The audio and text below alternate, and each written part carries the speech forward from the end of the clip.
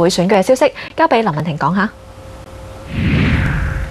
好，唔該晒佐怡。今屆嘅立法會選舉一人有2票，66歲或者以上嘅長者選民呢，較上屆多3萬幾人，有超過60萬人嘅。部分長者選民覺得有困難，亦都有選民話投票嘅時間較長。何海玲報導。喺將軍澳呢一個票站排晒長龍，即使係落住毛毛雨，幾十名選民都好有秩序。而呢一班長者未夠7點半就喺票站門外排隊。今年選舉一人有2票，60幾萬長者選民知唔知係咩嚟呢？我唔明白喎，我去到先問人，我去到先問啊姐姐。點解嘅？因為我唔識字嘛。每票其實投幾多個剔㗎？兩個。每票喎。係兩個。每幾多個剔？一個兩個，唔記得。呢位伯伯做定功課先嚟票站。佢有2張表啊嘛，你咪有唔同顏色，咁你咪照認為邊個咪吸邊個啦，係嘛？冇問題啊！入到票站要多取1張選票，又要吸多個印。選民話投票時要花多少少時間。白色同藍色嗰個票其實唔係太明顯啊，所以入嘅時候都爭啲入錯，但係都啲工作人員都好肯提醒我，就唔好入錯票咁樣咯。除咗係關心候選人有冇能力服務社區，選民仲想議員關注下一代嘅成長。香港都有好多民生嘅問題啦，啱啱發生就係琴晚嗰個國民教育啦，係咪？咁我諗都係香港好關注嘅問題咯。佢選到佢會呢個國民教育出嚟咧，會影響下一代。我啲孫室嗰啲影響。亦有選民話，希望嚟緊嘅立法會議員會專注多啲地區事務。嗱，寬頻電視記者何海玲報道。而投票由上晝嘅7點半鐘開始，到而家已經係進行咗8個鐘頭噶啦，亦即係進行咗超過一半咁多噶啦。我哋會繼續同大家跟進住整體投票率啦、分區投票率同埋區議會第2功能組別，即係俗稱超級區議會嘅投票情況㗎。咁先睇下整體投票率啦。去到晏晝嘅2點半鐘為止啦，咁就已經有764600幾人去咗票站嗰度投票噶啦。咁呢一個數字對比起上一屆同一個時段係多咗176000名嘅選民去到票站嗰度投票。再睇下就投票率嘅走勢啦。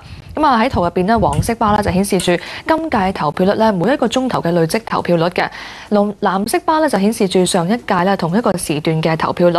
可以見到今朝早到去2點半為止啦，投票率都係高過上一屆嘅。去到2點半嘅投票率就係佔咗全港346萬個登記選民之中係有22.06%嘅人去咗投票噶啦，比上一屆同一個時段就係高出咗4.6個百分點咁多噶。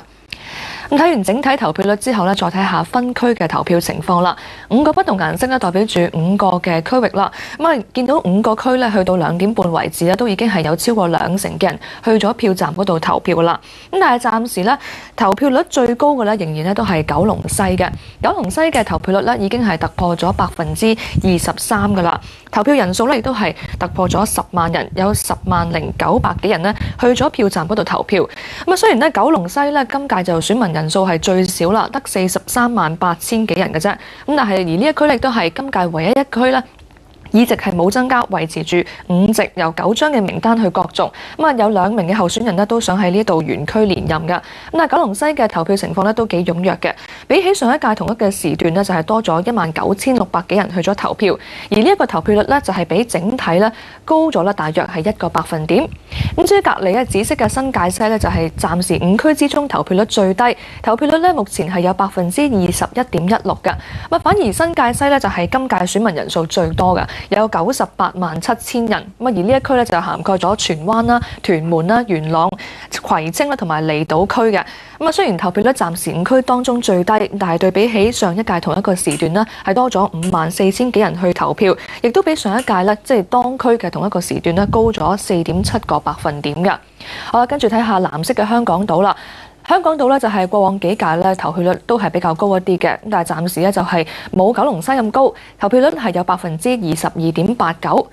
至於就粉紅色嘅九龍東今朝早票站開門之後一度就係嗰個投票率領先其他嘅4個區，但係暫時投票率就係去返22.34%。